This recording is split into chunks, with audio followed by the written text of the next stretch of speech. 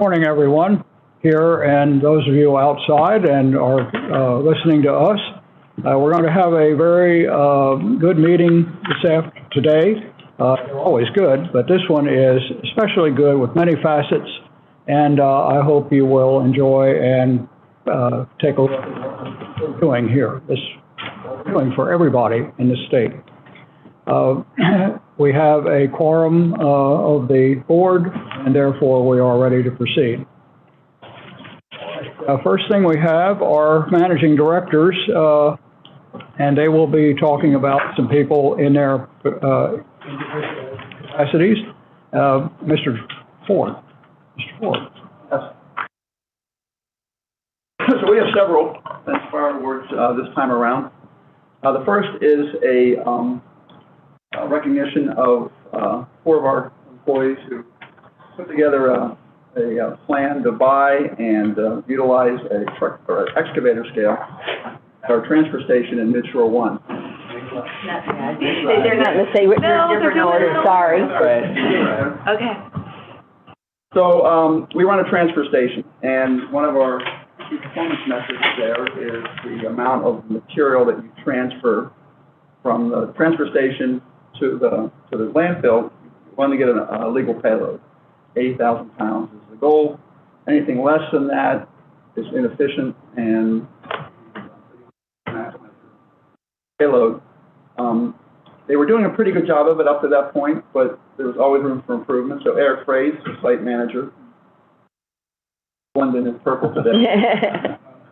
Eric had charged his maintenance manager, Bruce, who was there, wave his hand, and Logan, the operations manager, to figure out a way to improve the transfer efficiency. They came up with a scale that we could put on the excavator. We bought it and installed it. Our operator, Andre, worked out all the bugs on it. And they did get an improvement, about a 1 ton per load improvement in efficiency. Now, it doesn't sound like a whole lot, but when you run the numbers in a given year, that's $30,000 in savings per year. My hat's off to those guys. We don't run through them all. We're just Do that. Just do that. so we bring them up. Gentlemen, come on up.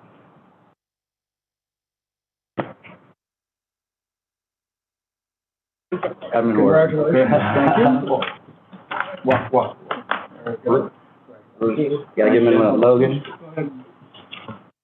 Share.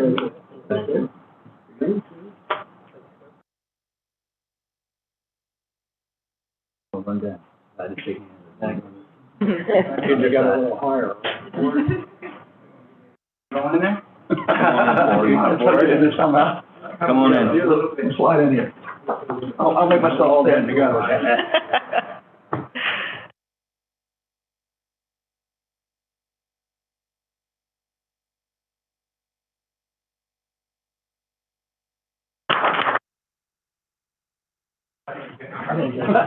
Thank you. Judge, don't sit. Don't sit. We'll go ahead.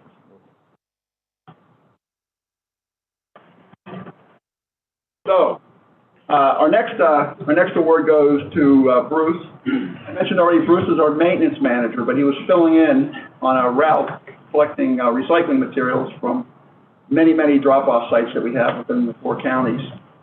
And as he was pulling up to the site in Talbot County, he noticed a box and clean up around those boxes as well when we're there. He noticed 12 guinea pigs were left there to die. Went out and tried calling the SPCA.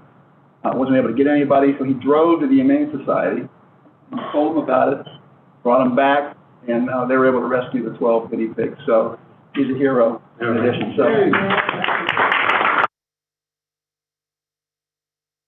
Told my daughter about that. Thanks again.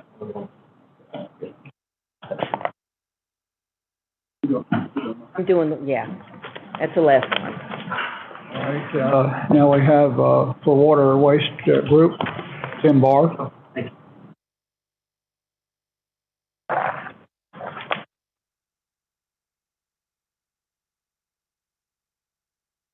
My bond part is Chase Clark's reward reminds me that if you're faithful in a few things, it's a responsibility. What they did was this, they were actually sample takers at the Lands Knoll wastewater treatment plant. And when they were there, when they were taking samples, the plant was constantly violating the permit. So the owner asked them to take a look at being the temporary operators. So they came in. Now I can tell you that for Bob and Chase, operating a violating plant is not in their DNA. So what they did was they got together, did an assessment of the plant, made some recommendations to the owner, and the plant came back in the permit as a result of the owner implementing any changes. And we're certainly proud of that. As a matter of fact, we're so proud of it because what happened was the owner said, "You're pretty good at this." And they gave us the contract for operating the plant. So we went from samplers to operators, which is what these guys do the best. So I just want to thank them and remind them that we are indeed inspired by your efforts.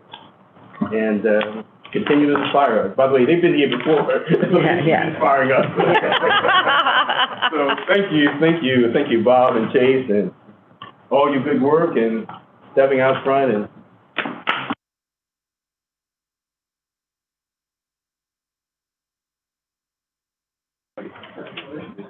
do I get to stand? Do I get to stand? Of course.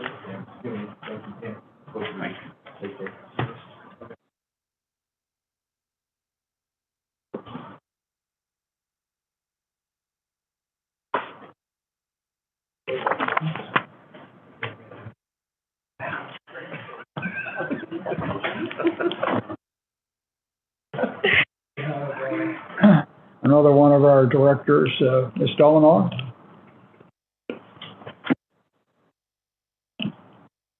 Hi, I'm very happy to announce that Kim Carney, Jessica Macer, Emily Sperling, Christina Nutley, and Laura Baker, and also Alana Kellner are receiving Inspire Awards for participating and executing the first ever Maryland Department of Transportation, Maryland Port Administration Youth Birding Week.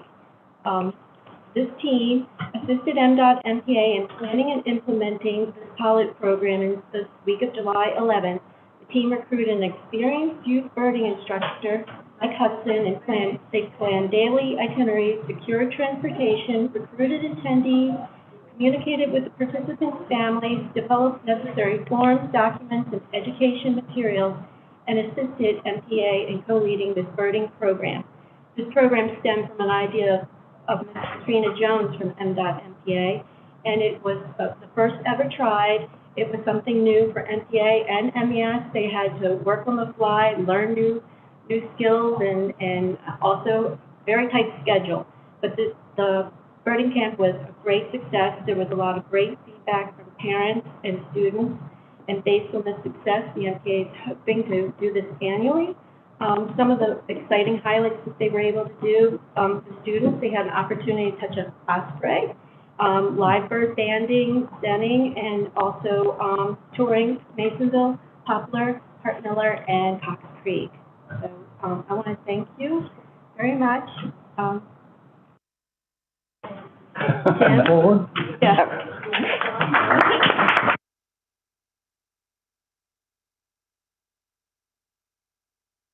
On the other side, okay. It's easy. All right.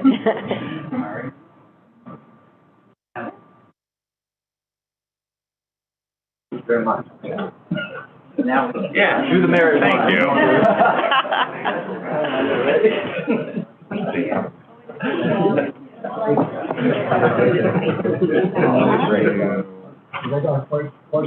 Yeah, we'll be right here at the end. Mr. King wants to turn around. Yeah. Yes. There's money in it. They did it, they had only a short amount of time to put it together. But I want to go next year.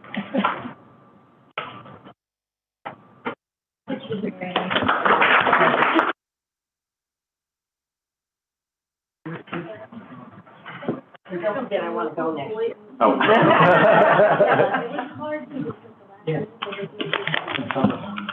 And now, we have our deputy director, Ellen Yep, Go thank ahead, you. please.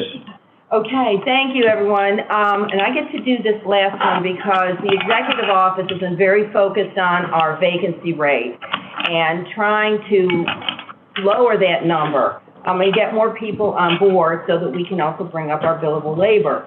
And so today I am happy to present the Inspire Award to Mr. Maurice Body, who is a Senior Operations Manager at Montgomery County Durwood Transfer Station and part of the Environmental Operations Group. He saw that we were struggling trying to bring people on board and suggested that we have magnetic signs made for our vehicles that just said, join our team, gave some information on contacting MES, and we've actually had one person that has applied that has said, they saw the sign, and that's what caused them to apply. So Mr. Body is a 29-year employee of MES, and he's worked at Montgomery County in various positions and knows what a great place this is to work. And so for that, and for his wonderful suggestion, we are presenting him with an Inspire today.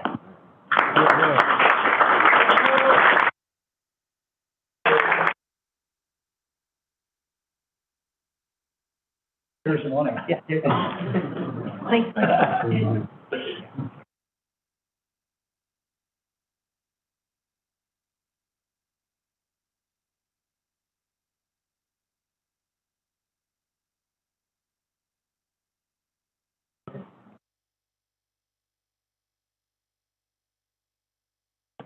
Thank you.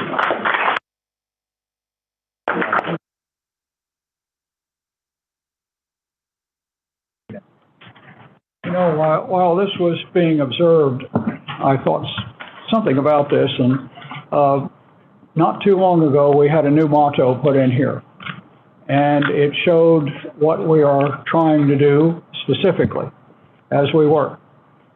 But there's something beyond that, and what goes beyond that is this great old saying that I had probably since I was in school, above and beyond.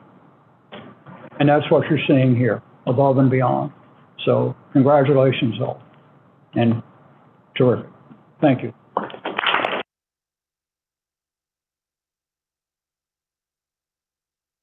Moving on, we have the July 28 and August 10 matters that have been, sorry. Let them. Okay. They want to sit here after work. Make them observe the board meeting. Board meeting, sit here for the next. You mean this isn't a treat? Some cake. Okay. So the board members have had an opportunity to look at the July 28 and August matters, and I have not heard any problems with it. Anyone? If not, then they are considered to be approved. And now we move on to Thank you, Judge Malkin.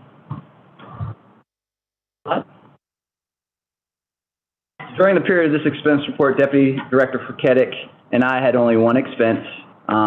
We had our second, this is the payment for our second health and wellness event. The structure was paid via purchase card. Other than that, we had no expenses. We both attended Mako last week, though, and in the next period, you'll see expenses related to that. They just didn't fall in this expense period. Next slide. Buying books. I did not buy any new books. I have one that I'll bring up that's from MDOT, but, that's not on my purchase. I was there, Bobby. I kept an eye on it. So during the last month, the primary site visits were Point Lookout and the town of La Plata. Town of La Plata, we don't operate the entire facility. We have one remaining well-regarded staff member there, but other highlights, one other thing I did, infrastructure cabinet did meet again, and the presentations that were highlighted were from the Maryland Energy Administration and the Department of Labor. And there are some programs that Department of Labor may roll out in the future that we'll be able to participate in. related to support for hiring and related to our vacancy rate.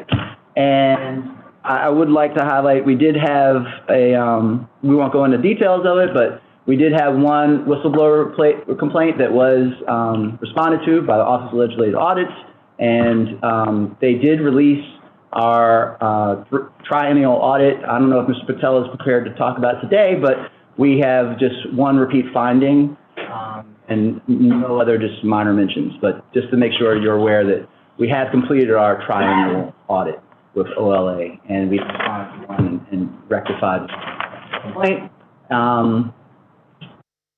Another highlight of the month was the Oyster. I hosted Ward Slocum and Paul Shirk of the Oyster Recovery Partnership, and MES in the past has interacted with them.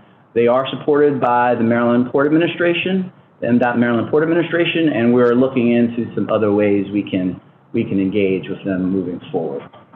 Next slide. So MACO was very successful. We have not triaged all of our points of contact, all our contacts. There were approximately 15 that the executive team mentioned, but we had 6 folks there, so we haven't compiled that and then responding. One major contact with a client we already have was the Maryland Transportation Authority. Mr. Executive Director Pons and I met. He also met with Government Affairs Chief, and we've already scheduled another meeting with them to talk about our current, for lack of a better term, book of business with them and how we could expand some of our services with the MDTA. But we'll have a synopsis of all of those contacts by the next board meeting. Next slide. So I really felt like it was our highest. I don't have all the metrics yet. I know the number of people that were present was our highest of our 3 health and wellness events. We had Mr. Adam Moore of Priority Fitness give us a nutrition lecture, just a 30-minute nutrition lecture, and there were, I thought, I should have counted, but there were approximately 20 people in the room that were from headquarters, from the area, and a certain number of people are viewing it from our streams. This is our 3rd event, and it's a best practice from research for organizations. The biggest takeaways were food is not a social event, and culturally as Americans, we do a lot of cultural eating. Yeah. My family is.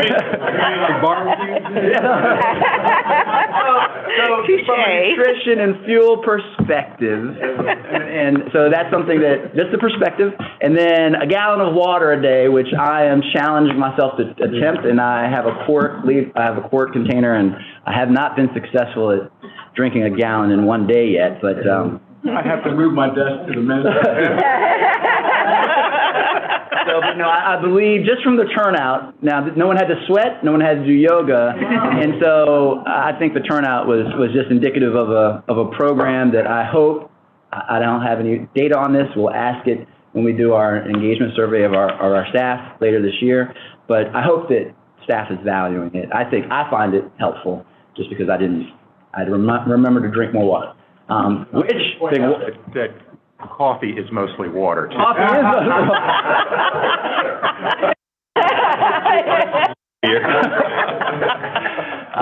next slide. So visited Point Lookout State Park. I had never been to Point Lookout. It's a great park. So at the park, the regional team was there, which is not an expectation, but you see Trish Lyons in red. She is our Environmental Systems Regional Supervisor. So for those that are familiar with other state agencies that are spread apart, that is a regional. She's a Southern region. She's a Southern region lead of our 5 regions with water and wastewater.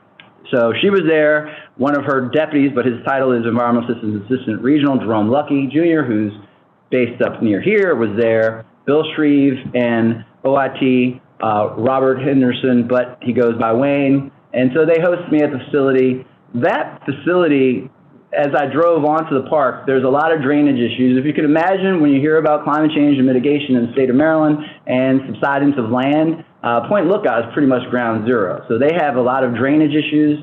We have a lot of issues with both the distribution of water and the collection systems. So there's pump stations, rehabs going on in the near future in our capital program, and the wastewater treatment plant is also going to be under design. So I think that goes, well, anyway, so there was... That's going to be, the water line and sewer line improvements are going to BPW. Actually going out to bid right now. The engineering is going to BPW for that. And then the wastewater plant upgrades, we're going to be getting a grant from MDE for, to do an E&R upgrade at the plant. So lots of work, beautiful facility. Anyone that hasn't taken the drive down there, it's a decent drive, but it was a great, and there's a lot of history around there. And the site of an infamous Civil War prisoner of war camp. And it's where the Potomac and the Chesapeake Bay meet, and the water's very turbulent, so all they had to do was guard the top of that picture there, because they couldn't escape, and they had thousands of prisoners there. It was Maryland's version of Andersonville, if you know a little bit about prisoner of war camps. And there's also a cemetery just north of Point Lookout that has about 2,500 Confederate soldiers perished there, and quite a place. The park now. The park. Also, don't have a picture for this. I stopped past La Plata to meet Senior Operator James Brown Jr., who is a highly valued Director of Operations in that region. He was out, but I did sit down with Mr.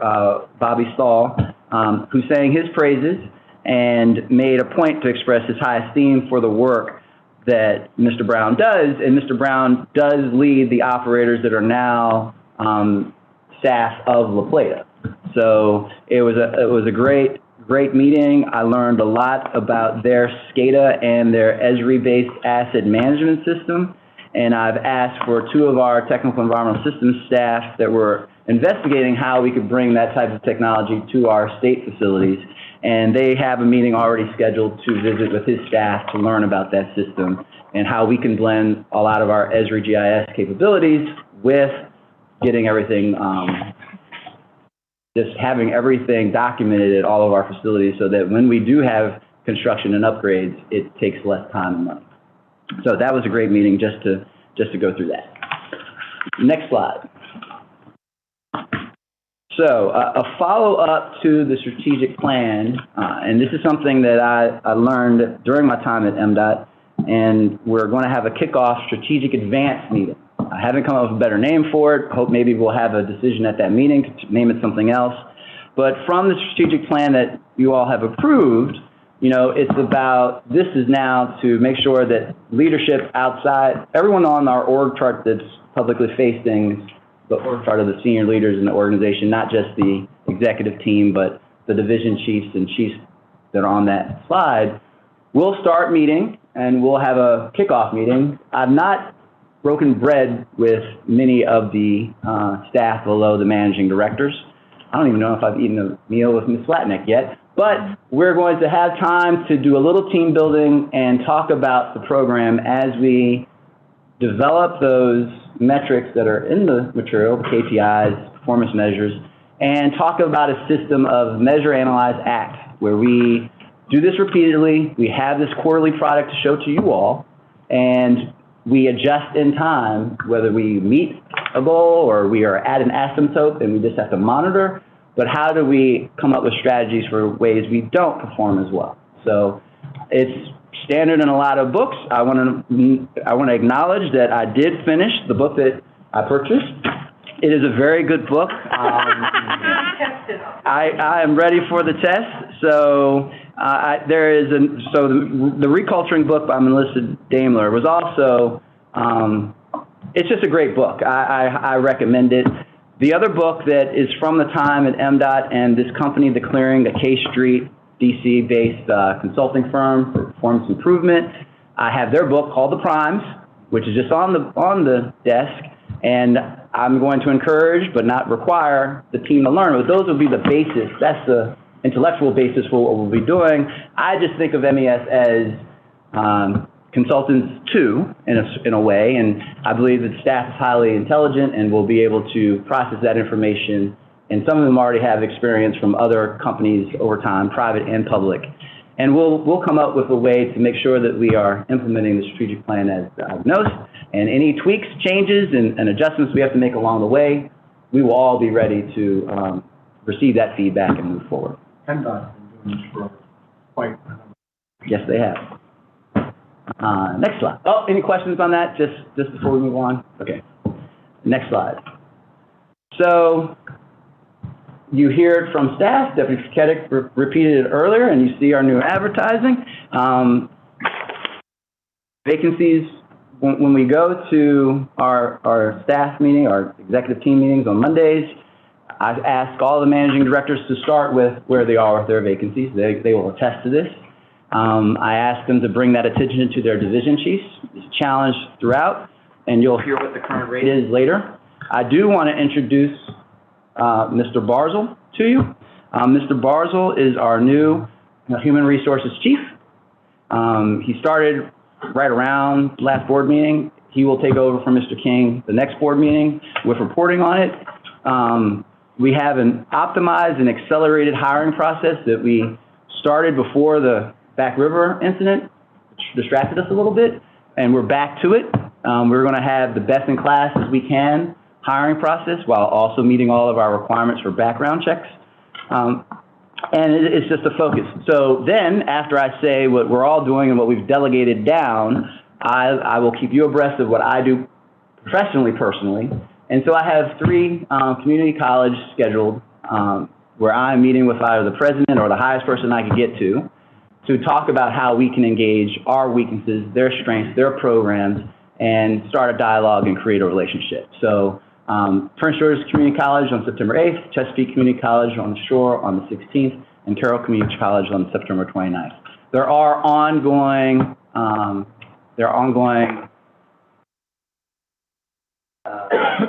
visits with the workforce, you know what I'm talking about. Yeah. So there's more of those, and now we'll have the list, the staff member that's in charge of all of our workforce meetings. Come on, what am I, anyway.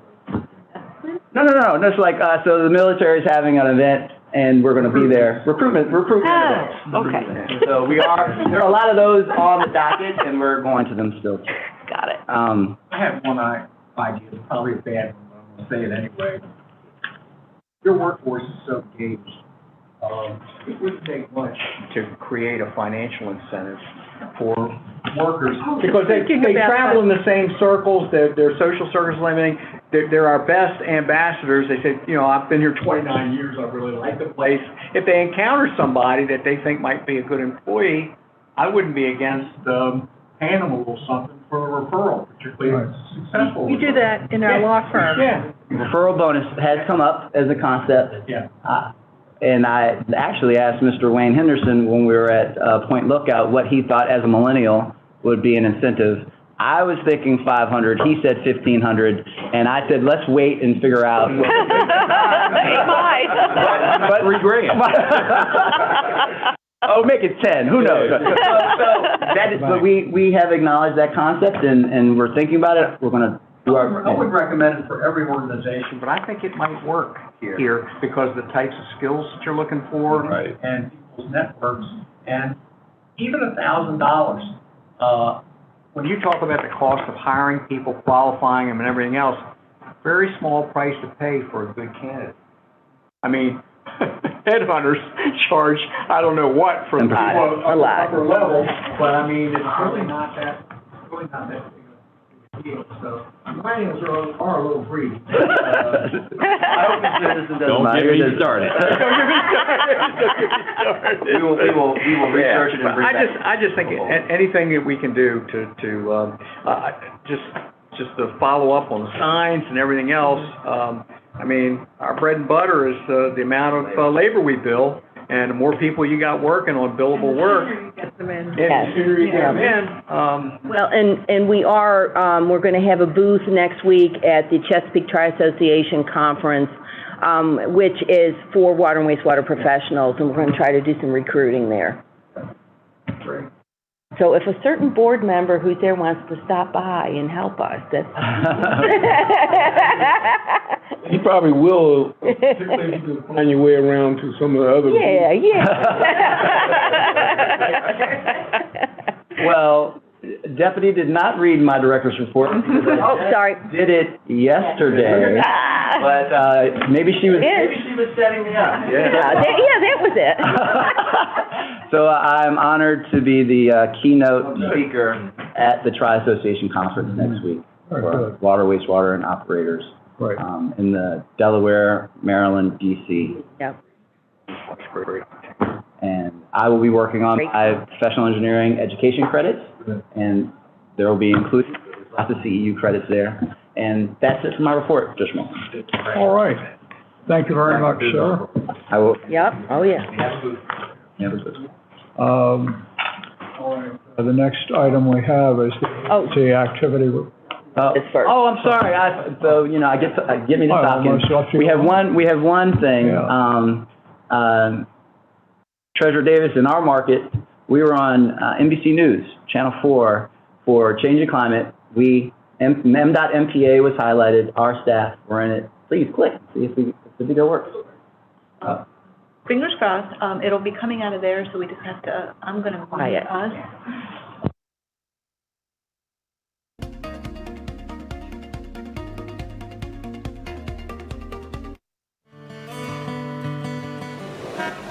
This journey begins as many 3-hour tours have before. On a boat, headed to a remote destination. But undoubtedly, unlike any island you've ever visited, this is such a unique project. Welcome to Poplar Island.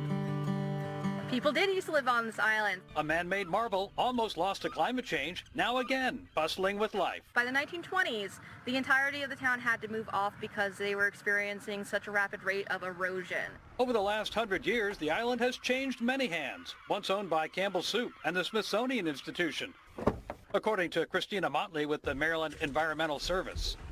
It has even hosted a number of presidential hunting retreats. We have had a very colorful history. By the mid-1990s, there wasn't much left. The roughly 1,140 acres in 1847, depleted by erosion and sea level rise to less than 5. The future? Dim. It would be all open water habitat. That is, until the state and the U.S. Army Corps of Engineers teamed up for an ambitious project. I've been working on this project for about 14 years. To actually rebuild the island from scratch. Something that hasn't been done on this scale anywhere else in the world. This otherworldly looking surface on Poplar. This is what it looks like before we start planting into it. Actually comes from here. Dredge material pulled every year from the bottom of the bay's shipping channel leading into the port of Baltimore to make room for those huge ships bringing in items like clothes, coffee, and sugar that we all rely on. We have to place it somewhere, and being able to put it into a site like this and then use it for habitat restoration is a benefit not only to the Port of Baltimore, but then also for the environment. The dredge was pumped into individually created cells around the island over 4 to 5 years, then excavated and prepared for planting, which took another year to create new wetlands. It's amazing to see how quickly things can change. News 4 was here back in 2016, watching as workers painstakingly planted each piece of grass by hand, one by one. Once the plants are planted, the habitat really takes off and the animals do come. And have they come? We've seen numbers grow a lot in the past 6 years. Turtles, deer, 100 species of bees. The project never expected to get as many species as we did. And more than 200 species of birds are now here, some who migrate from Canada on their way to South America. Almost 3 dozen nest here, including the endangered terns, which has their own little spot on the island.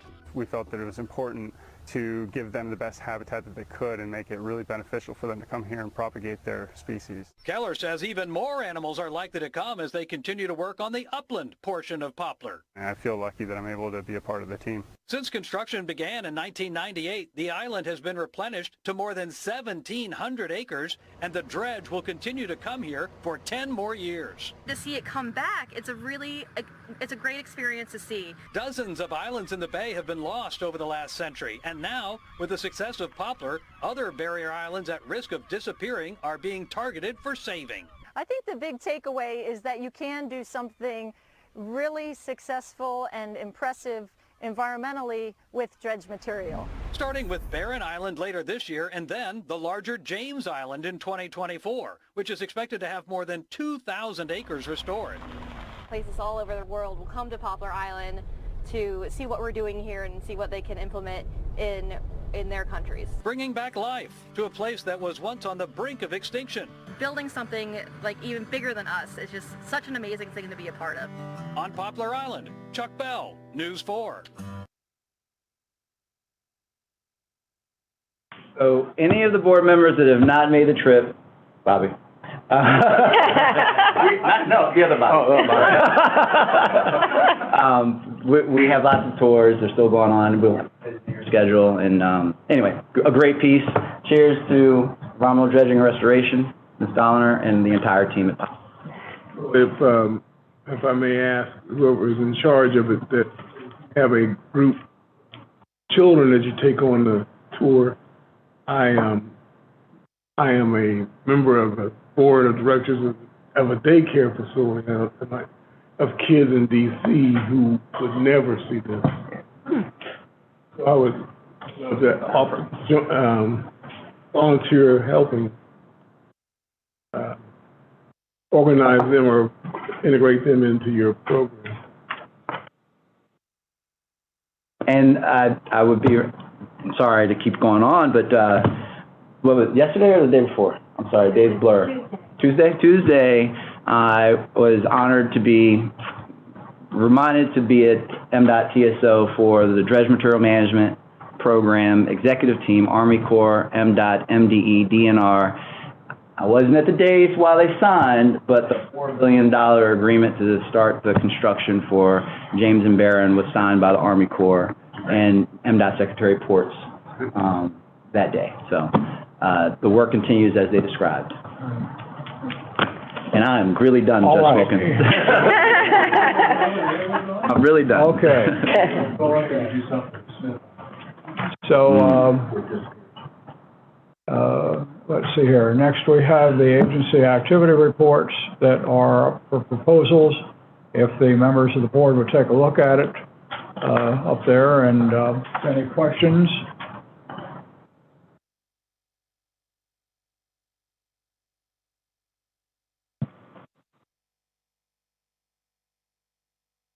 All right, hearing none, I think that we will proceed on. This is a matter of that, and we have done that. So our next matter is to go with Mr. Patel, rather. I'm sorry, I've got you wrong. Now you're right, Patel. And he is our person who takes care of all the money in and out. So July 2022 is over. That's the first month of the fiscal year 2023. You see here 3 colors, 12 bars. I'll just interpret that what we did as of end of July 2022. We had a goal of increasing our labor sales by 4% in fiscal year 2023 over fiscal year 2022. We are at 3.44% as of July. Of course, this is only 1 month. It's just the beginning. A lot of contracts are still in the works. So I personally think, and I think Dr. Glass and most of the managing director feels that, we will achieve the 4% plus a little more on billable labor. As far as the groups are concerned, the water wastewater was up 3.13%, but environmental dredging was lower by 3.4%. Environmental operations was really increased by 11%. That's the biggest increase in the group. And the technical environmental service is less 2.8%. But overall, our labor sales has increased to 3.44%. Labor sales, as Mr. Neal mentioned, is the driving factor for MES's revenues and net. However, the July 2022 revenues were $2.2 million higher than July 2021, which is because of the capital projects, and a lot of that is just a pass-through to the private contractors, but the revenues are $2.2 million more for fiscal year 2022. Go to the next one, please. So here we have a little detail on the actual of July 2022 versus actual for July 2021. Because of the inflation, the cost of living index raises for the employees, almost all categories, the expenses will be higher in July 2022 over July 2021. The labor sales are higher by 3.44%. The overhead recovery is higher. The higher the labor sales, our overhead recovery will be higher. The overhead expenses are higher. The overhead expenses, based on when they hit our general ledger, may go up and down. So we have a lot of IT expenses. We paid the subscription for the entire year in July. So that's why the overhead expenses are much higher for July 2022, but over the next 11 months, we don't have to pay that even out. The fringe recovery is higher because of the labor sales are higher. Fringe expenses are higher because of the Social Security, all that based on the higher salaries are more than the last year. So overall, our increase in net assets, which is like a net income for private companies, is $355,000 for July 2022. It was $609,000 in July 2021, but it is not an area of concern. As I said, the expenses, depending on when it booked over the 12 months, it will even out. Next slide, please. So we have one past first month in fiscal year 23. Now we are preparing the budget and the forecast for the entire year. So the first column says, what is our budget for the full year of fiscal year 2023? And we are projecting the labor sales of $35 million. And our overhead recovery of $17 million, the overhead expenses $14 million, so overhead variance, which is the recovery over the expenses, will be $2.2 million. The overhead expenses are budgeted, which are higher than fiscal year 2022 because of the inflation and salary raises and all that. So the overhead expenses are budgeted at a higher amount. The fringe recovery is $25 million, and fringe expenses are budgeted higher than the last year. So usually we do not anticipate any excess money from the fringe. So right now the projection is that we're gonna have $118,000 deficit at the end of the fiscal year. The working capital recovery, which is based on the labor sales, is $650,000. The project variances, mainly it will be contributing by tub grinding, used oil, and some miscellaneous projects, is $200,000. The other includes the equipment fund, which is making some money, but because of the higher gas prices, people are working from home. You know, it is lesser than the last year, but the interest income is improving. So we are aggressively investing in it, and the interest income we are projecting to be $125,000. We earn more interest than that, but for midshore and the state unearned, all those funds that we are holding, we allocate part of the interest that MES earned to those projects. So that's why this is net for MES. So our increase in net assets is projected at this time of $3,098,000. If we project out the actuals for July 2022, we are already projecting 3.2 million. So we are already doing better than our plan as of July. As we go further, I think we're gonna be at least maintaining that 3.2 million level plus some more, because as Dr. Glass and everyone mentioned, we are aggressively trying to fill all the positions. If we fill all the positions, that billable labor sales will be much higher than our plan for the year. So just for the comparison purposes, last year our increase in net assets for the fiscal year 22 was $3.8 million. So we, probably reach that or close to that if all of our positions are filled. Any questions on it? Do you use the good offices of the treasurer to do your investments? State treasurer, how does that work? Okay, so. Yeah, I'd like to know. What it is that I monitor the U.S. Treasuries every day, and it is very time sensitive. You click at 9 o'clock in the morning, you can buy like 4 or 5 million investment at 2.3%. If you wait till 11, then I think some other people are grabbing that and it'll drop down to 2.3%. So right now the strategy is to be a little aggressive on investing, but not in the instruments. So I'm not aggressive on the instrument. It is still the treasury. If it is 1 month treasury, 2 months treasury, we get a little more in 1 year, 2 year treasuries, but I'm not going into that as of yet. So we read on, like a state pension where they are investing and all that stuff, but no, we are not following that. We are just being ultra conservative, but monitoring every day. And as soon as we get a little deal, get 0.5% more, we jump in. You're basically independent of. Correct. Treasury. Is that by statute? That is by statute. The agency is allowed to do its own investment and to have its own bank account.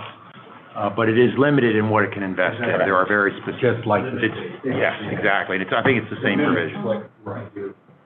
Only thing is, he has people that's their job. It's part of your job, but the treasurer's office is all over this every day. And we don't have that much money. I'm just trying to.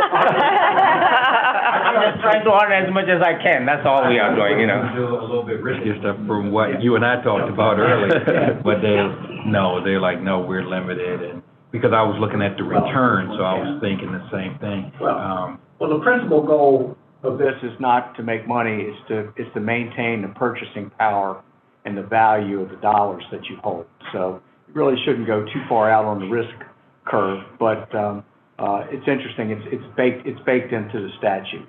Okay. You can always call on him for advice because he's got people there that help. And if you got people working for you that they tell the boss no, they're good people because they know what they're doing. So it's just not my decision. I have our fiscal accounting manager, Maria Bowman, and even the fleet manager who came from the banking industry. He worked in 20 years in the banking industry. So we 3 of us meet and make a decision on it. Basically, as I say, it's the treasury. All the decision to be made is we are going 2 months treasury, 3 months treasury, 6 months treasury. What's the size of your investment portfolio that you? So usually we have about 10 million invested in it because our unrestricted net assets runs about $15-16 million, and I keep a $5-6 million float, and then invest 10 million. It used to be 7-8 million, and we keep 7-8 million, and I'm a little more aggressive, but I'm watching daily balance every day. So we are. Treasurer's portfolio has a B in front of it. Yeah. Keep you afloat of about shot. And then about 8 to 10 investors. Great, thanks. Anything else? No, I don't have any questions. I'll be happy to answer. Well, when first I came here, Mr. Patel, you remember I would ask you at the end of every one of your sessions, do you remember? Right. Yes. Are we solvent? Are we solvent? Yes. I haven't done it anymore because they are solvent, so. As a matter of fact, as you see, and I'm very confident, we are managing very well, it's just everyone, as Mr. Neal mentioned, every employee is trying to do their best, get the billable labor, satisfy the customers. We have good financial systems, and everybody is conscious of, the MES expenses and revenues. So we are going to be doing good for them. Before you close, I'm a layperson in the OLA audit space, but can you just mention your interpretation of OLA's triennial audit? So I haven't gone into the detail yet because we have to meet internally on that. There is only one finding that they're going to mention as the finding, and that is related to some of the missing contracts. But all others are recommended actions. And it's always like that. They want the full check and balances, and we are trying to do like some kind of a compromise for cost benefit. So it's no findings on any of those processes. They just recommend, that there are 5 that they recommend that this should be separated, this should be done this way. And we're going to have an internal meeting probably, as early as Monday, and then we'll decide on response to them. But for all these years I've been here, we don't have any serious findings on the audit. The processes, the records, the rules are followed, the internal controls, everything is good, It's just that sometimes they want a little more controls, just to prevent fraud and all that. But except for some contracts, we don't have any major findings in it. Did they weigh in or opine at all about our data security or anything? I know auditors are usually. So we have a RSM, not RSM, our RSM, but another division. The governor has a IT audit going on, and they are reporting out on different agencies and their status. Ours kicks off September 6th, and our CIO is already geared up for it. I'll attend the first meeting and the rest. But we pay a lot of money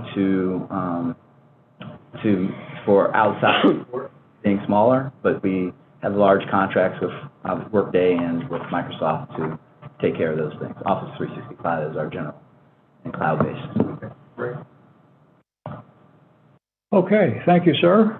And next matter we have is Mr. Stephen King, sir. Human Resources Report. Hey, good morning. Good news. Our vacancy rate is down from last time. We're at 8.21%. And you also heard Dr. Glass and Deputy Paquette and others around the table.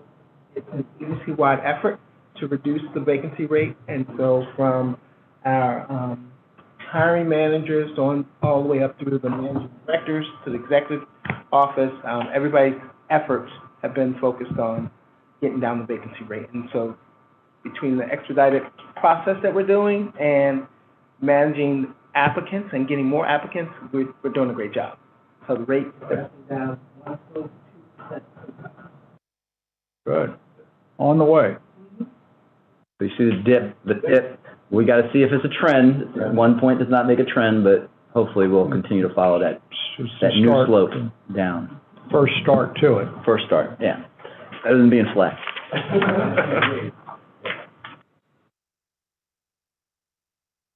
Okay, my turn. All right. Deputy Director? Thank you, sir. I'd like to present for your approval our planned 23 BEST goals.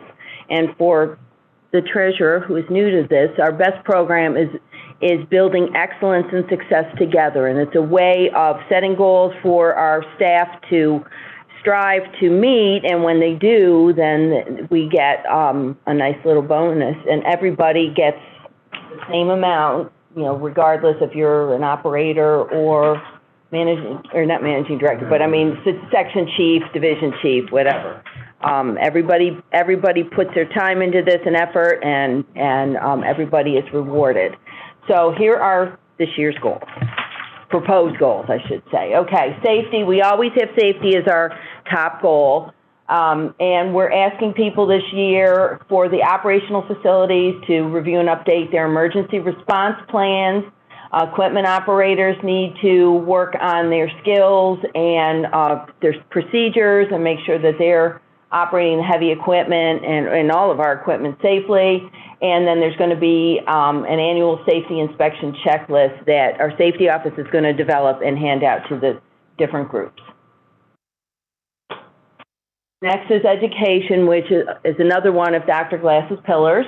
And we are trying to encourage staff to take advantage of educational opportunities. Groups are asked to develop and administer training courses. Water and wastewater did one last year where we were trying to improve math scores so our operators that take their licensing tests could do better, and we'll talk about that next month when we get into how well we did, but we want everybody to come up with a training class like that. Each group is going to work on developing a trail to the top, and what this is, and again, Water and Wastewater did this last year for the Operator Series, just a very clear picture of how to move up from job to job and do better, you know, increase your position, get promotions, whatever. And it's based on not just years of service. We're asking people to do additional training. In the case of the operators, they are asked to look to do training in terms of maybe some mechanical training or electrical training, things like that, but very specific, so everybody will know what it takes to get to the next level. And then we can just go to the next one. Finance is going to work on this. This is a goal for all. Like I said, these goals are for everybody in the agency, not just the operating groups. We're going to do additional training and record this and put it on the MES intranet system, and we're going to continue our wellness events. Like the career ladder idea. Yeah, just make things very clear. Yep. Okay, diversity and inclusion. Again, we're trying to make sure that we have a diverse staff here at MES. Sexual harassment training has been going very well, and I think most of you know that employees have to be trained every 2 years, but we're bringing people on all the time. So we're trying to get 95% of all the employees trained in the sexual harassment prevention training, I guess we should call it. And we're also going to start diversity training. And yeah, I was going to say some people are way too adept at the sexual harassment. Not here, though. But anyway, we're going to make sure that each group is going to participate in a cultural observance or DEI-sponsored activity. And one career fair, job fair, or, you know, or present at a career day in a predominantly minority population. Also, sorry, yes? Can we go back to the last? Yeah. The third. Yes. Can I get a little more detail on that? How that, you know, exactly what we're doing with that? What we've done is we've actually sent people to job fairs in the past, and you know, at I mean, I'm trying to think. One thing that's coming up in the fall is I'm presenting at an HBCU career fair. Yeah. That's a regional. When you say, let me say, is it within the state? Yes. Oh, Yeah. I think we got 4. We have 4. So I haven't done it while you were here. I wrote the 4 presidents of the HBCUs to try to do engagement. I'm on the board for the Transportation Technology Center at Morgan State.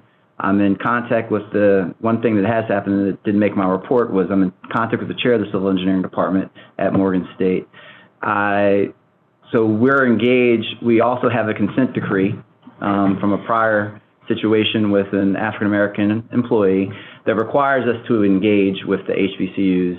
And so we do that regularly, and we're upping it to make sure that we attend the groups. So the groups are 4 operating groups that that do the operational hiring. So each of them will go to HBCUs, like local schools, as a part of our. So it's spread out, it's not just Morgan, it's Bowie, it's. No, UMES. it's all of the,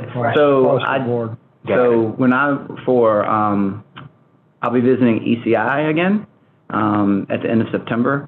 I'll be staying at UMES, because they have a nice, if you're ever on the Eastern Shore, Lower Eastern Shore, and you want to stay, it's a nice facility at the University of Maryland Eastern Shore. They have a business center there too, and it's a good price. So stay there, engage, and see what we can develop. Tied in with our hospitality. Yes, it is tied in. It was a good experience. Anyway, so that's what we mean by that bullet, the group. So these 3 and 4, they are going to now be responsible for some of that engagement. I'm trying to dodge that point. I'm sorry, I don't mean to point. Yeah, you to dodge the point. Okay, next.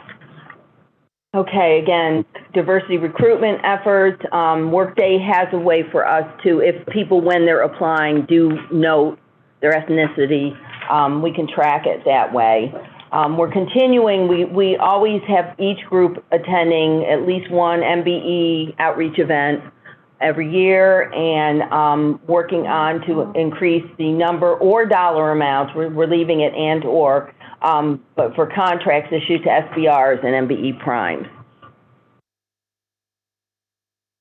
Customer and community service, because we are service, so we want to make sure that we're providing excellent customer service to internal and external customers. We're encouraging the executive team and managing directors to visit all of their major facilities this fiscal year, and we will invite, maybe the HR director or some other people that want to visit, go out. We used to do something called Spring Flings, where the director and deputy director and HR would go out and they talk to the staff about open enrollment and just things that are going on, and it's a nice way to get out there and see a facility and meet all the people that are out there, because we've got, we're spread out all over the state, so a lot of times those folks can't make it here.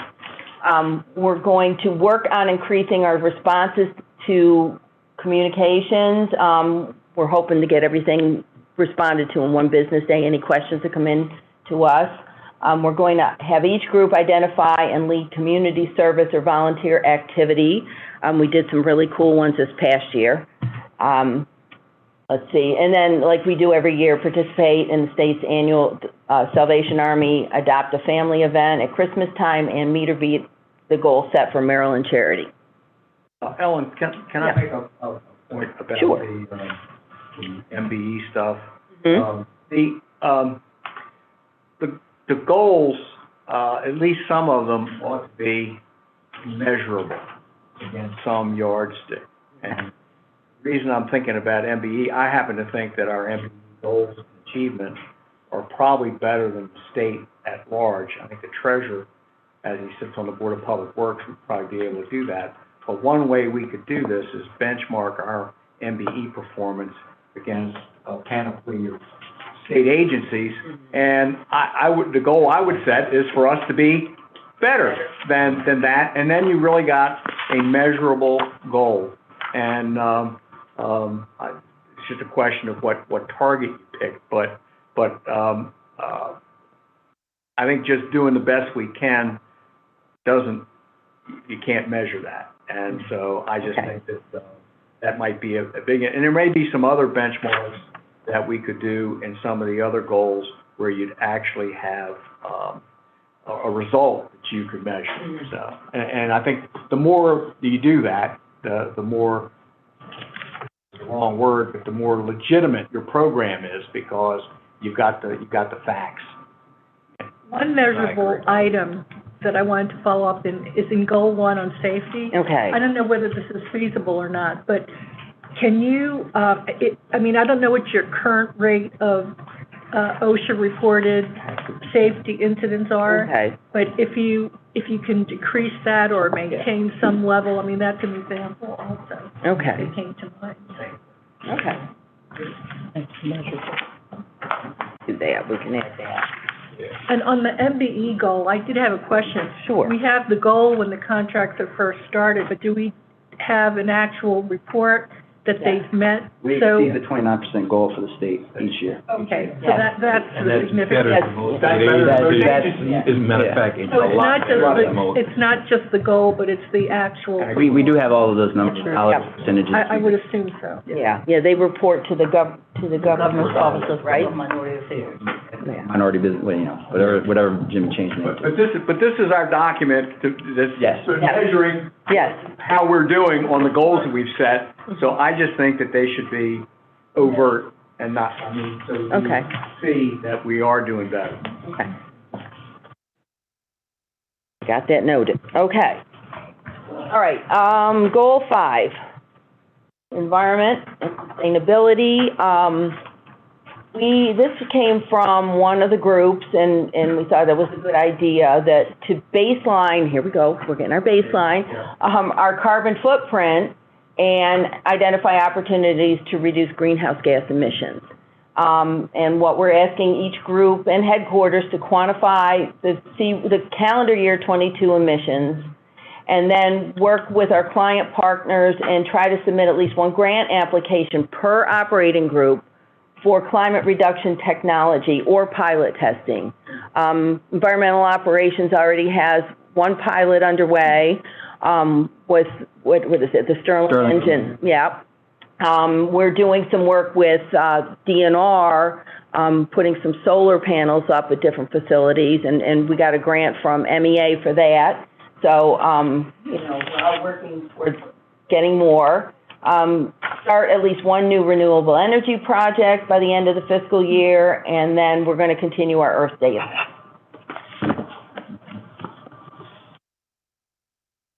Okay, and then also, not to leave out administration or administrative advancements, but enhancements, I mean, but we're going to try to improve our internal procedures to become more efficient. And again, we're talking about increasing our billable labor sales by 4%, reducing the vacancy rate to 5% by the end of the second quarter in fiscal 23, and maintain that goal.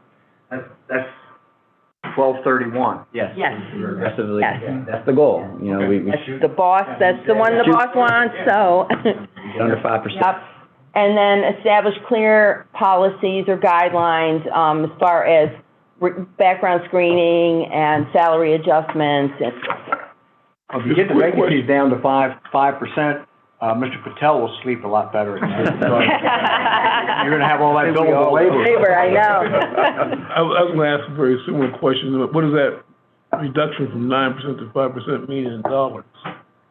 Good question. So, like right now, you know, when we were up 3%, okay?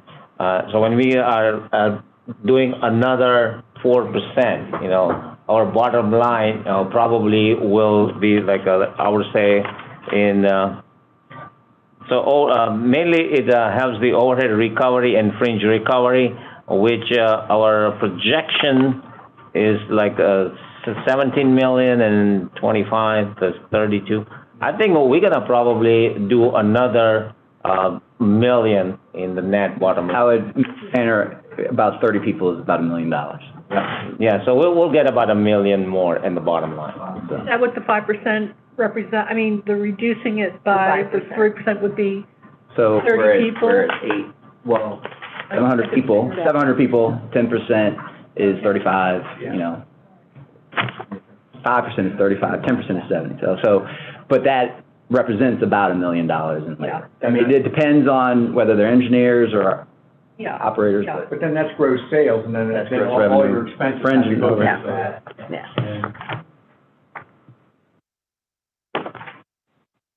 It's ambitious.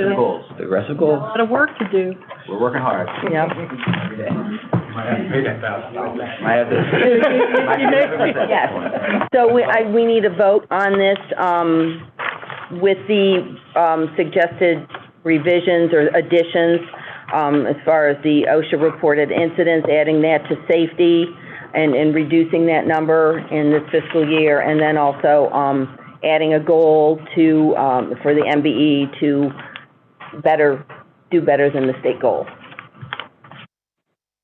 All right, well, we have to vote on this at some point.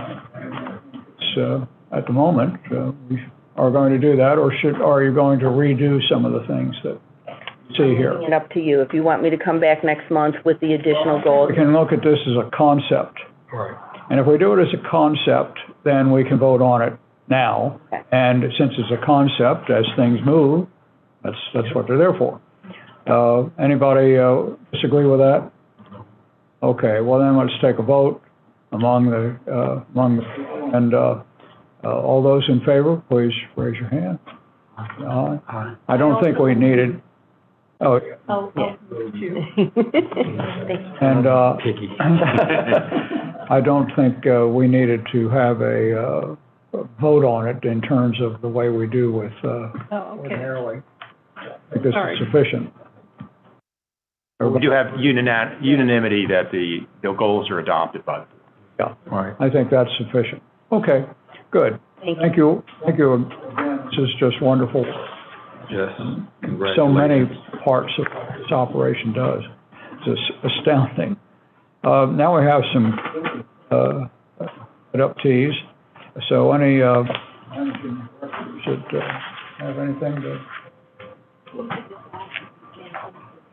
I'll give up my chair. I'll give up my chair. Just so the mics can pick it up. Okay. Well, this is going to be on your slides, right? This depends on the slides, so. I'm first. So if you're wondering where the turtles are in the lobby, they're not there. They were all released the July 26th at Poplar Island. On behalf of our client, MDOT-MPA, our education environmental outreach team manages the Port of Baltimore Terrapin Education and Research Partnership Program. And as part of this program, terrapin hatchlings that from Poplar Island are raised by approved classrooms during the school year and then released in the spring at Poplar Island. The ones that we raised in the lobby are used as ambassadors for some of the Port of Baltimore programs and taken to other classrooms and events so that they can learn about turtles and the importance of the environment. We're not going to have any trademark issues, are we? Yeah. University of Maryland? No, I don't think so. There's no S. Got it. Maybe. There we go. Maybe, I don't know. Since 2005, we haven't had any troubles with any kind of licensing or trademarks. 2,900 terrapins in Maryland classrooms and released again in the wild island. And the good news is the new terrapins have been hatching since August, and we're getting ready. Christina Motley, she's like the girl of the meeting today because she was she was here and got an Inspire Award. She's working with Ohio University and getting the terrapins ready and ready to distribute to the partners in the program, and then they distribute to the classrooms as well. And then we should be getting ours September 16th, our turtles. So, hey, real excited. Here for the next board meeting. Yes, and they're real tiny then and super cute. So, and then we also host an annual meeting with the teachers in the program, you know, giving instructions and stuff like that, and they get their hatchlings at that time, and that'll be in October.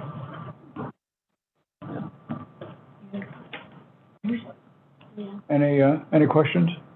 No? Thank you very much. Thank you. Thank you. All right. Next. Am I next? Yep, Tim's next. Somebody's next. Sorry. You're just ready. So anyone? So I wanted to highlight a couple operations that we have. We have larger projects, and these are some of the smaller ones that really, I think, point towards the future of where our industry is going, and really act as kind of a microcosm of what we offer in terms of our services.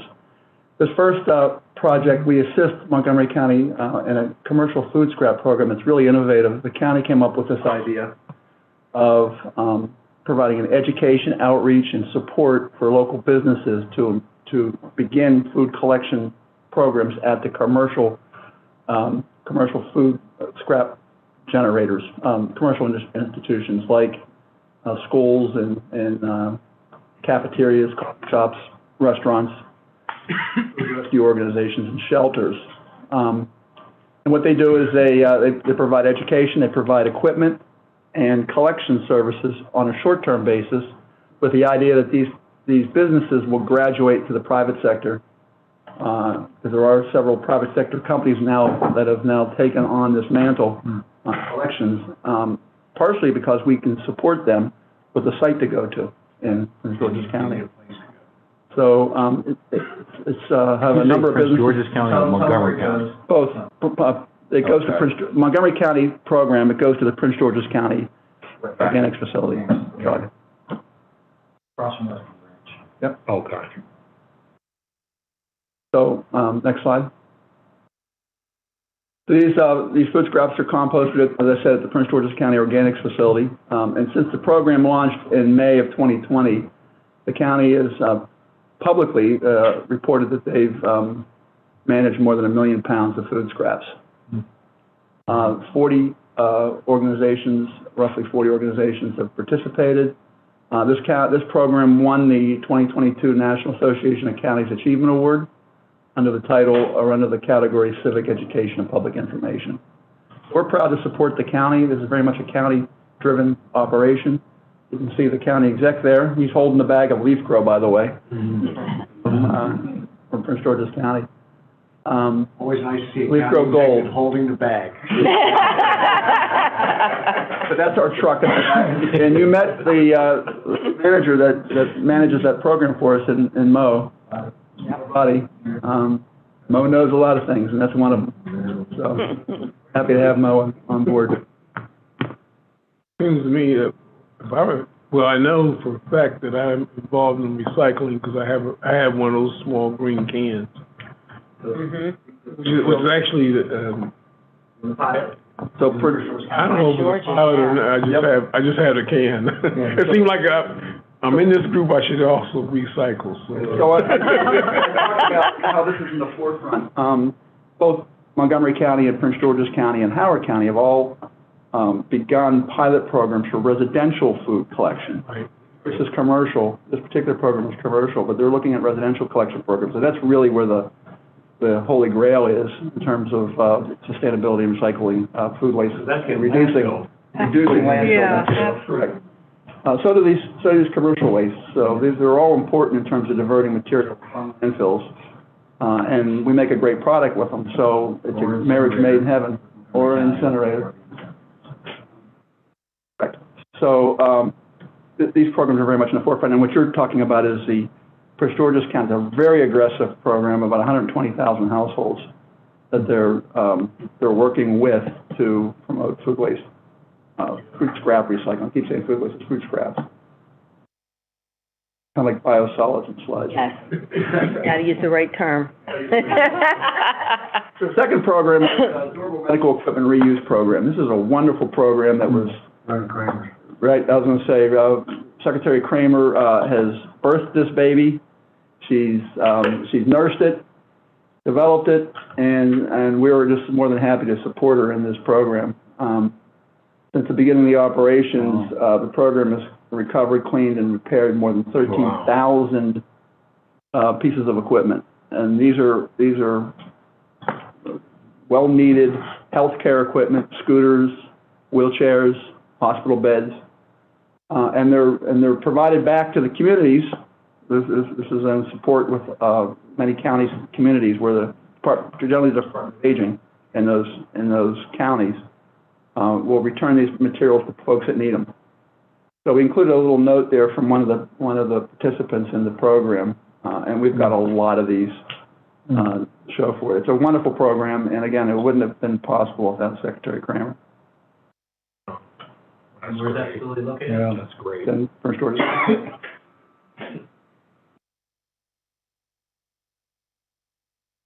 That's our two programs I wanted to highlight this month. Any other questions? How long has that been going on? She started it, I'm going to say, 5 years ago, maybe? Well, she started the groundwork for it. Yeah. We were working with her at the time.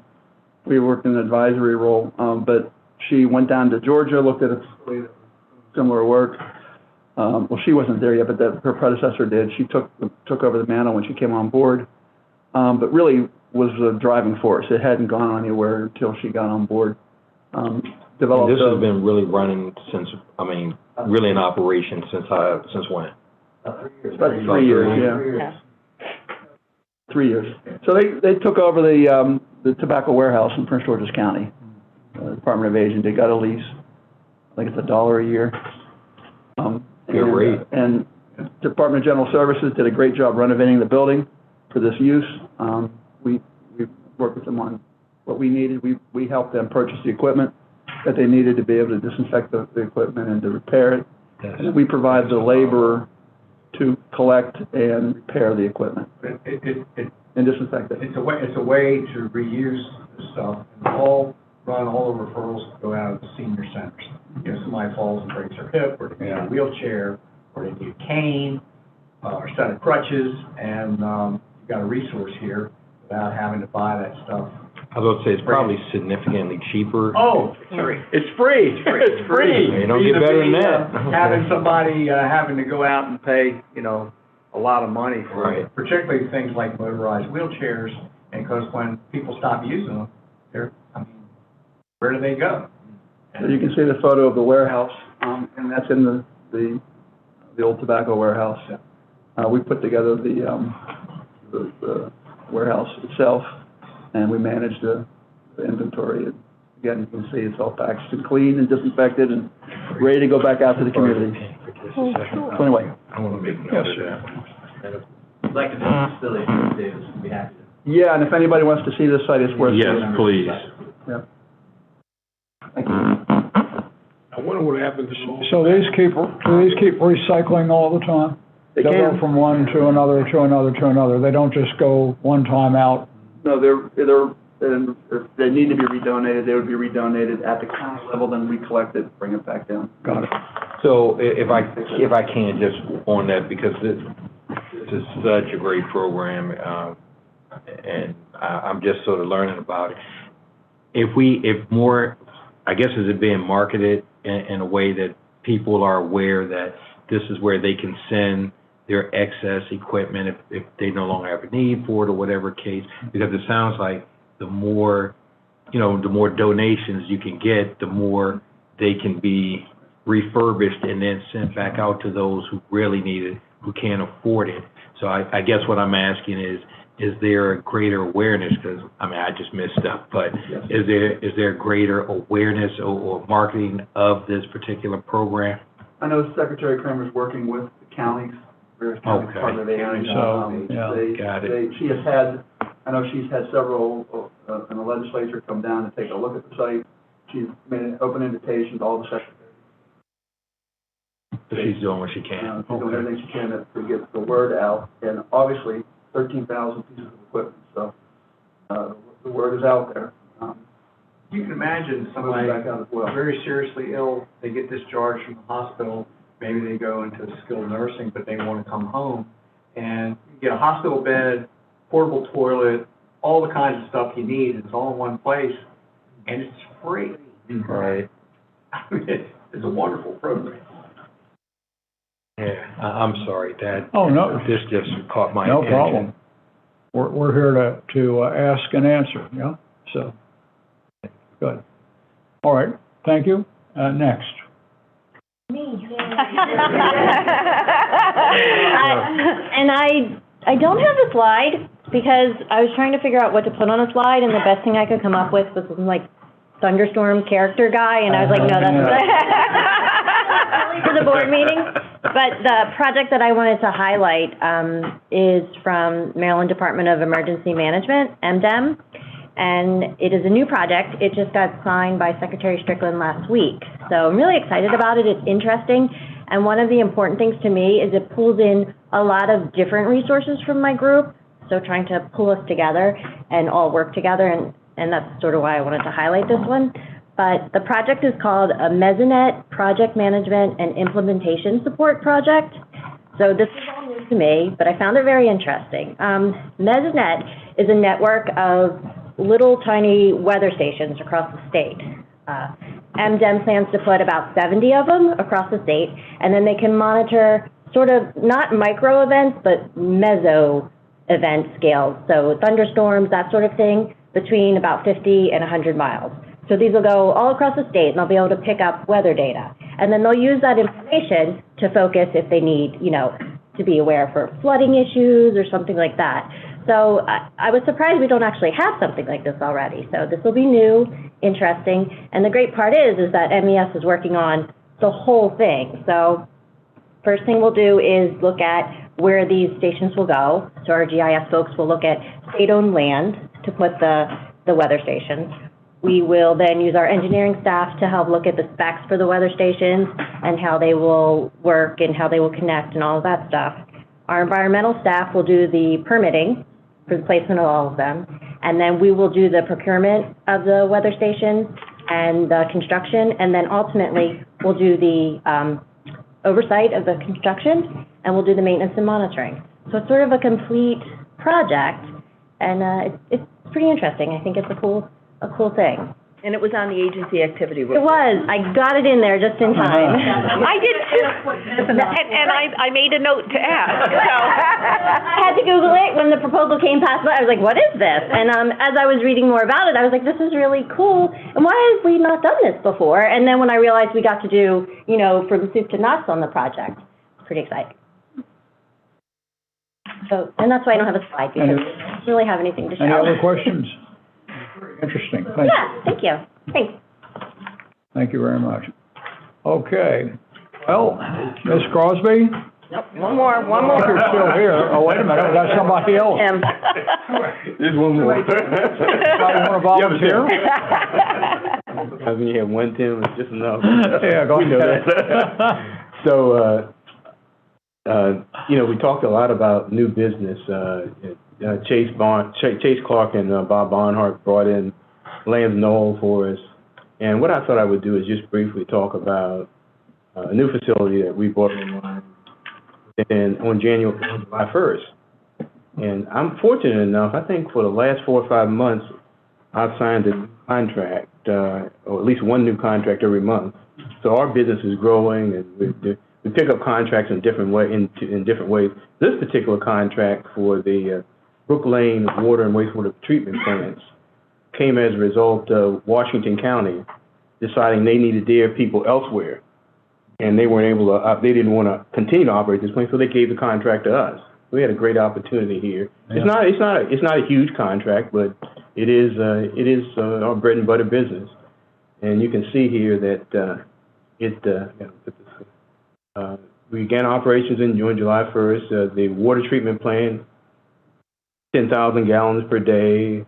The source of water is from wells, and we do ion exchange, and for disinfection we do sodium hypochlorite. So those are just some characteristics of the plant. And then for the go back for 1 second. Let me talk about the wastewater. The wastewater plant, it's roughly the same capacity. It's an activated sludge process, and we use ultraviolet light to disinfect the water before it goes out to a nearby stream. Next slide. This is just for the water plant. There's a storage tank that I mentioned. Here's the additive system that I mentioned. And next slide. And bags of salt, right? So, wastewater treatment plant, just a picture of the outside of the wastewater treatment plant and some of the treatment tanks for the wastewater treatment plant. So that's, again, we're on the ground operating, and so there'll be many more. And I think next month I'll probably share some of our engineering operations with you. That's it. All right, anything else? Anybody else under here? Just in case. Thank you very much, everybody. Thank you. All right, now, Ms. Crosby. Yes, your turn. Item 1 is for the Point Lookout State Park wastewater system improvements. This is an AE shortlist contract. The awarded contractor is Mark McDonald, LLC. The amount of the contract is $211,756, and the MBE goal on this project is 17%. All right, everybody's taking a look at it. Any questions based on what you see? Okay, therefore, is there anyone who wishes to make a motion on this? So moved. So moved. And I'll second. All right, anyone else have any questions? If not, please raise your hand. Aye. Aye. All right. Judge, I have to abstain from consideration. Okay. Did you catch that, Pam? Okay, Thank you, great. Pam. I thought you would. Next.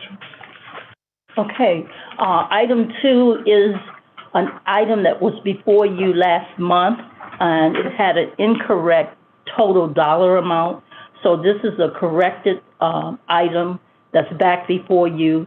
The contractor is Wildtech Engineering Corporation, and the correct dollar amount is $461,987. That's $416,000. Any of the members have any questions on this? Is there a motion? We got two motions all over the place. Got second, thirds, and fourths. All those in favor, please raise your hand. Say aye. Aye. All right. None has opposed, therefore it is approved. Go ahead on, ma'am. Okay, item 3 is for the cleaning janitorial service contracts at MES headquarters. The awarded contractor is Logan Smith, Inc., doing business as Service Master, Chesapeake. The amount of this contract is $216,941.50. The contract is for a period of 2 years with 3 one-year renewals, and the MBE goal is 18%. All right, any questions on this matter? Is there a reason why the highest bidder was awarded, is being proposed to be awarded this contract? Yes, this was not a competitive sealed bid. This is a request for proposal, and the evaluation committee recommended the top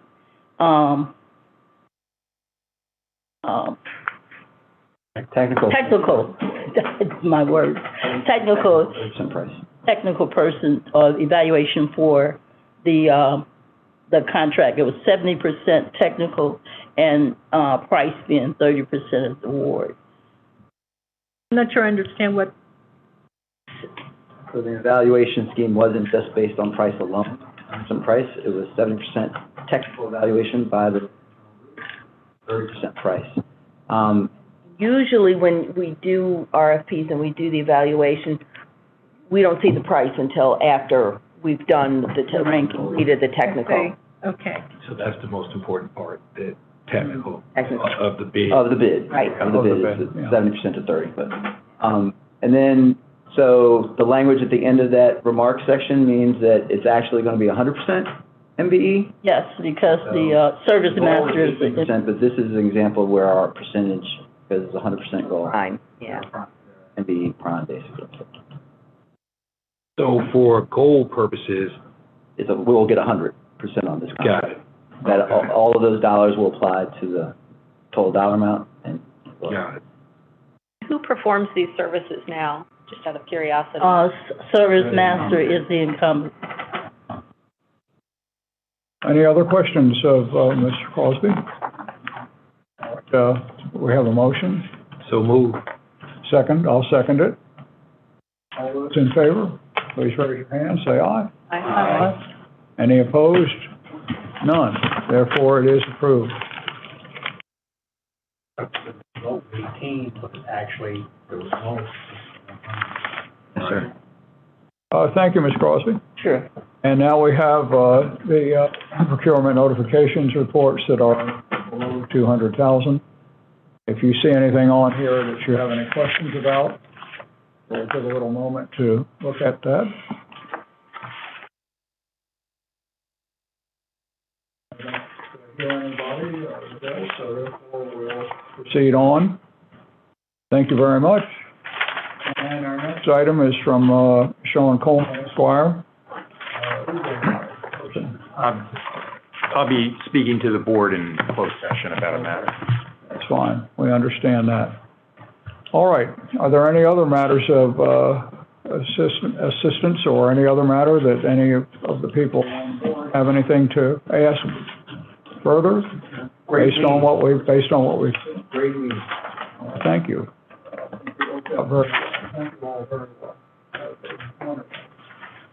All right, next meeting will be on Thursday, September the 29th, 2022, at 9:30 a.m.